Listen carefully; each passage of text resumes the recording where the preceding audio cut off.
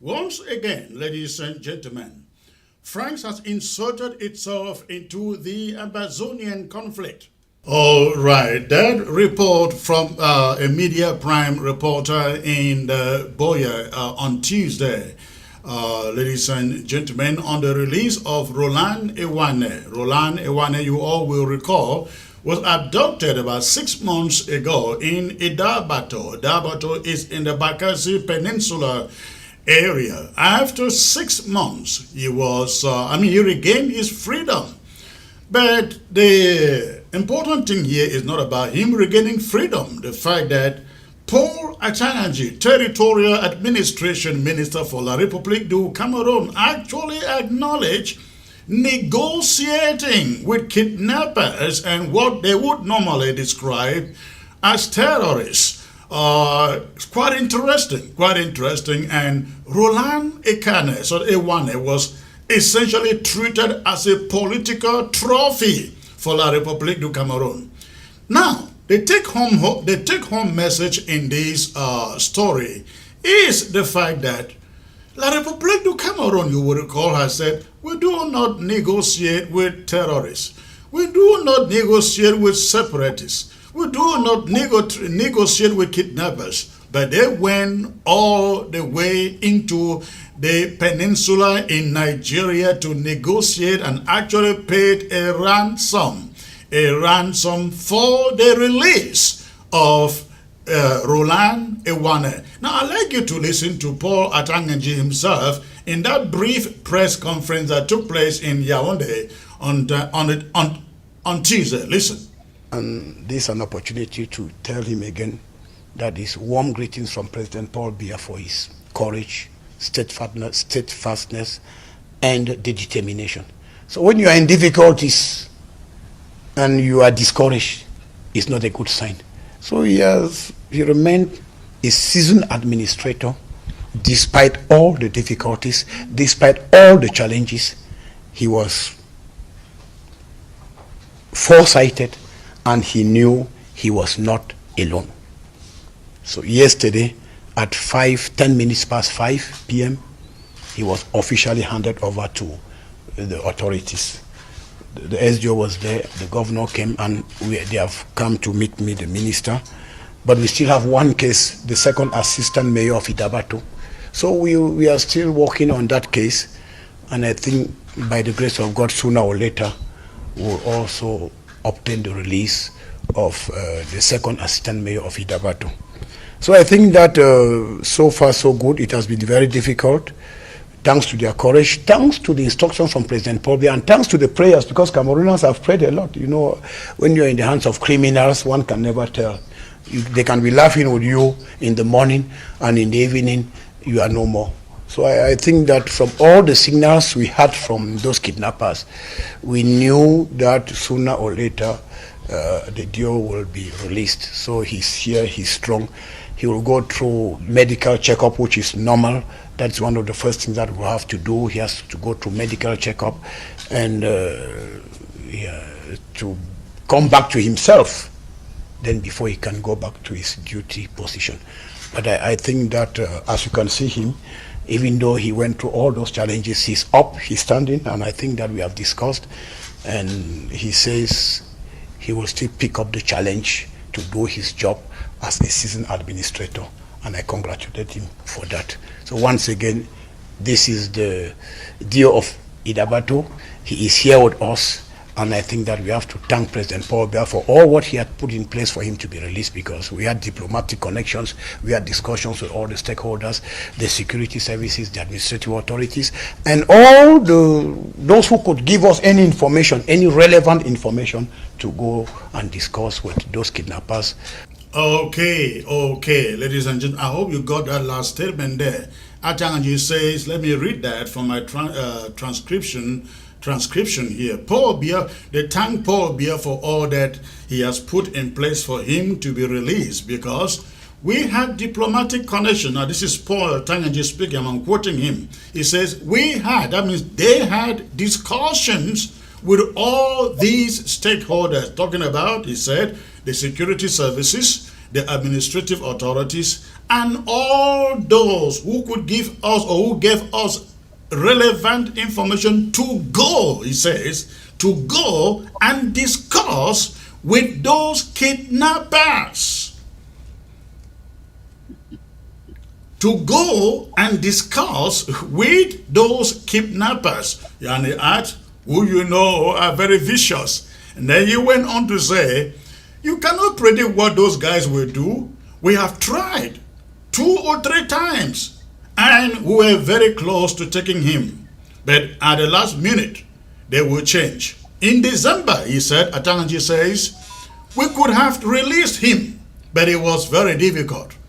We had another second attempt around the 15th of January, he said, but it didn't work. We had to try all over again, and this time it was good. So, ladies and gentlemen, that is the testimony from Paul Atanga Nji that at least, or finally, they had to negotiate with the kidnappers of Roland Ewane. I don't know what is happening. What is the arrangement? Because also the mayor or the assistant mayor of that community was also kidnapped on the same occasion, the same time that the colonial officer was picked up. But let me quickly bring in my team here to do some justice today. Let me start with you, Maitre Nikamf. What do you make? What do you make of the fact that Atanga Nji subconsciously reveals how they had to go and discuss with the kidnappers? What do you make out of that? Thank you again, Comrade Chris, for that question and for the chance to at least put some words on. Actually, what I feel so bad is the fact that Mr.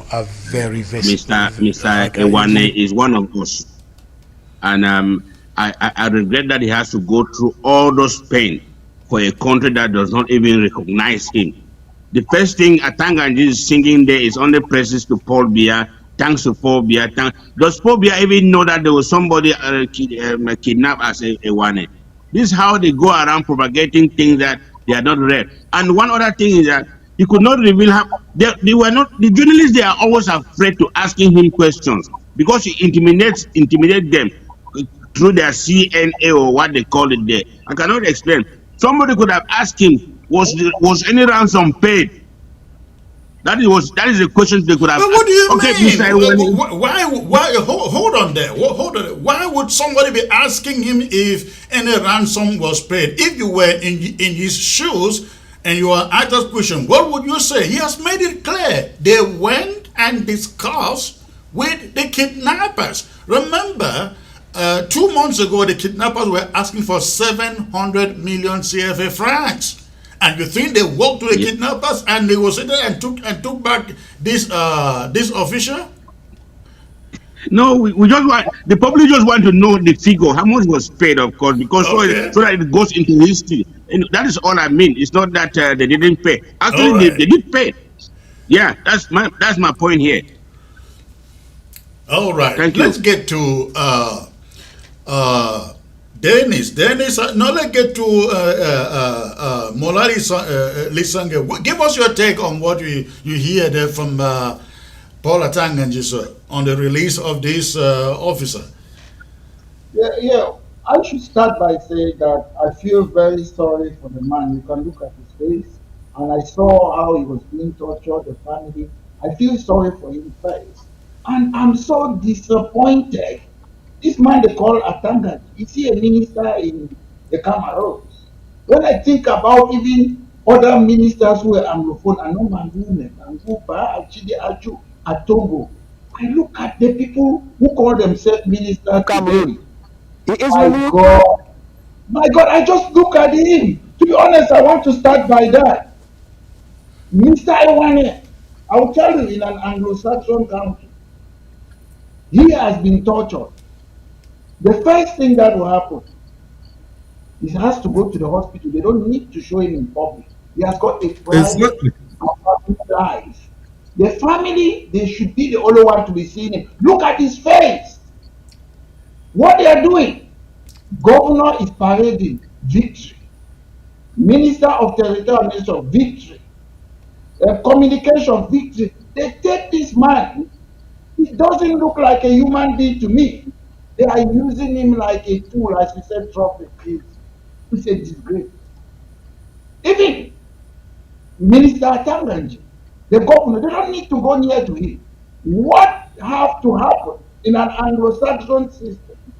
The police, they have to update the public because it's a public official. It's the police, it's their duty, not Minister of Territorial Administration, not unelected civil servant, governor, or whatsoever. It's not their job. This is a criminality. I sit there every day. If they touch one person, a criminal thing, or they kill somebody, the police will come and explain to the public because they owe a duty. But Mr. Atanga Nji is thanking Mr. Biya. He doesn't even know diplomacy. He come and say, oh, we pray to God. People who kill Wazizi, kill Martinez Zogo, torture Longe and others, they say they pray. Even the devil can hold the Bible. So Mr. Atanga Nji should not. Let me tell you, Mr. Atanga Nji, your colleagues, the French minister, they cannot even stand you. Because I know one of my mentors for more than 40 years is of late. He once told me that, Alex, I like Anglophone ministers. They are very simple. There is nothing Anglo-Saxon about Atanga Nji. The reason he is doing it, because he is in a position that he never thought he was going to be in that position. I feel sorry for that man. I know he's whether it's a deal or what or whatsoever. I feel sorry for the family. And again, most of them, they always say, we don't negotiate. France, they always say that. But they go behind the scene and they negotiate. It's a common phenomenon. I know that. They always do that. So we have double standards. The family of Wazizi, they want to know where he was buried. Nobody is telling us. But today they are telling us about Mr. Iwane, which I'm happy. He's a human being. I saw the wife crying. I don't know them, but I felt for them as a human being. So we have double standards. We want to know where Wazizi is.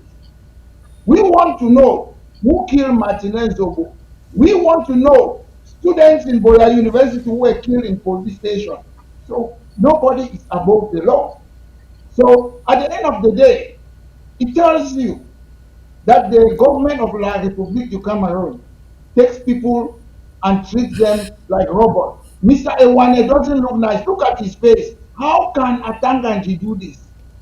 How can the governor of whatsoever do this? They are not good for that man. You force a man to come and show. The governor have to travel to Yaoundé because to show us what we are seeing. It is a disgrace because these people, they work in Yaoundé. They don't see the dirty streets to deal with that. Imagine how much they have spent. I'm not talking whether they pay ransom to leave Boya, the governor, to meet this person just to come and show. Then they say, oh, President Paul Biya, Mr. Atanga Nji, don't fool us. You don't have Paul Biya's number. You cannot call Paul Biya directly. So you keep on playing your games, but they know you. So Mr. Atanga Nji is just playing all these games. He cannot, he does, even the prime minister hasn't got direct number, Mr. Biya's number. So when they do this, they should stop pretending, oh, the president did this or that. We should praise, if we're living in an Anglo-Saxon country, we should be praising the police for doing their job, not the president, because that fair is the job for the police, not the president. But Mr. Atanga Nji, they have masterminded the game since in those days when we were in the Cameroons, when they used to have ghost towns in Bamenda in the early 90s, he used to put cars, vehicle there, so he has masterminded his way to find himself in a position that only people like Pa Achide Achu could have been, and Nobagu, Ene Togo, and other people with dignity. Because even if you're serving the La Republic government, Mr. Atanga Nji have made the post of a minister to look like a fly upon a sheet. I will still feel sorry. You can see, Chris, I'm looking at that Mr. Roland's face. Yeah, yeah. You can see a man's face. He is so distressed. They are using him like a toy. Right, right. I mean, again, just as I said, they essentially treated him as a political trophy in Yaoundé. You could, I mean, you saw the convoy accorded him entering Boya as if it was Paul Biya arriving. Then in Yaoundé, Paul Atanga Nji turns around, smiles, and thanks the head of state and praises him for his courage. And the man is dying, literally dying. You can see his eyes in front of you there. He should be in the hospital. Nobody should see him, only the family. But Mr. Atanga Nji, it tells you how the country, oh my God. When I was growing up, it tells you how that country is no longer a country. We can pretend as much as we want. It's people who understand that the clock is ticking, that their time is at hand. And to be honest, regardless of Mr. Roland Ewane, I don't know him, but I wish him well. They should allow that man to go and sit and rest. All right. Let's get to Dennis. Dennis, give us your thought on this subject, please. I think we lost Dennis. He seems frozen. Let me go to Dr. Atienjo. Please, Dr. Atienjo, give us your thought on this. Yes, Comrade Chris, I also want to talk on the same thing that the former speaker just said. Yeah, I really feel so sad for Mr. Ewane. You see, look at him, he's so demarcated. This is somebody who has been in captivity for months, for many months, and he has been under very abject conditions. They are supposed to run. He should have been in the hospital now, being treated, and because he looks so dehydrated. And this man, if he continues to stand there, he might collapse. Okay, first of all, this man was released from Indian, and they took him through the boat, got all the way to Boya, saw the governor there, the slave governor there. They took him to Yaoundé. This is really, really stressful for him. Somebody who has been in captivity. They are supposed to be running tests on him now to see how his electrolyte levels are, make sure that he is hydrated, keep on that all his systems are functioning. The kidneys, the liver, they need to check this out. So, but they are now parading the streets of Buea and Yaoundé for their own party, appreciating the president who is not even aware, he's not even conscious of what is happening with Mr. Ewane. So it becomes a joke in this situation. It becomes a joke when you see things like this. Cameroon is at the verge of collapse. I mean, it's a failed state that is about to disappear, because when you have lunatics that are in position of power, you are going to see a lot of atrocities being caused. How could somebody not even reason that this man needs medical attention? How could somebody not even reason that this man driving all the way to Yaoundé or whatever is happening is so stressful for this man? He's going to add on his own stress, and he might leave from there and even go and die because proper treatment has not been accorded him. So it's really, really terrible. And when you see people like Atanga Nji, who do not really stand for, who have lost values, human values have been lost in this kind of individuals, because all they think about is about the CPDM party and elections coming, how they are blessing or praying for a corpse to rise up and run for president and all those things like that. Do you think that Cameroonians are really reasonable? How do people, our own brothers, go and stand on the podium and they are organizing and also watching movies, parading movies around, for watching movies, entertaining people to show the legacy of Paul Biya for 42 years? What has Paul Biya? I still need to see who is going to convince me about what Paul Biya has done in 42 years. The residence where he is, the Unity Palace was built by the former president Cameroon Ayijo. What major project? Where is the deep sea port in Limbe? Nothing. Where is the ring road? Nothing. Where are those financial institutions that used to empower the southern Cameroons? They are all gone. CDC used to be the second employer. Where is CDC? Everything has been demolished. What are we standing for? What can we stand and say that we are proud of Cameroon for? Or this government or that is in power? What have they done to our people? But one thing that really, that's one thing that really puzzles me, because I feel so disturbed when people whom we think are educated go and stand like Professor Dr. Diongote, Prime Minister, they go and they are supporting this kind of people. It becomes a problem to me. If you talk about Professor Ngole, I have Elvis. These are people who sing praises every day. the Ngala Gerard. Those are people parading everywhere and singing praises for this man. But this guy does not even know them. I like what the former speaker said here about Atanga Nji not even having the phone number of the president. Yes, it's true. He doesn't even have. These are people who are not even connected in any way to the president. But look at how they are singing praises. I really feel sorry for Mr. Wane. He is really demarcated. He has lost weight. He has lost fluids. I mean, he is really, really dehydrated. You look at him. He's just thinking that what is going on with these people? Why are these people parading me? And he doesn't have any willpower to say no. So it is really pathetic that individuals like this will use this man for their own political gains. I'm sorry to say this. Yeah, no, you very well articulate the point there. But let us look at one angle to this. Cameroon is able to go out, negotiate, pay ransom to kidnappers in the peninsula. But we have a conflict that has been ongoing for 8 years and counting, almost 9 years now. Cameroon refused to sit down, conduct genuine dialogue with other people, citizens they consider theirs. What level of hypocrisy can this be, Comrade Metro? Actually, Comrade Chris, everybody knows the reason why the Republic of Cameroon will not come down to negotiate or to dialogue with the Ambazonian or Southern Cameroonian. The reasons are clear. They have no argument.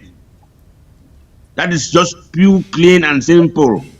They have no argument. They have tried all their best to hide. They have not even discussed it in their own discord parliament. I saw again that they have re-elected this Nyat Zipendi, who is bedridden, has been in hospital for how many months now to a year now. Somebody is still sick and is sleeping in the hospital. Then the Senate elects him again. Even Kabaye, who cannot even read a sentence, they elect them. They have not even discussed the matter between the Southern Cameroons and the Republic of Cameroon in their parliament. What do you expect of them, Mr. Chris?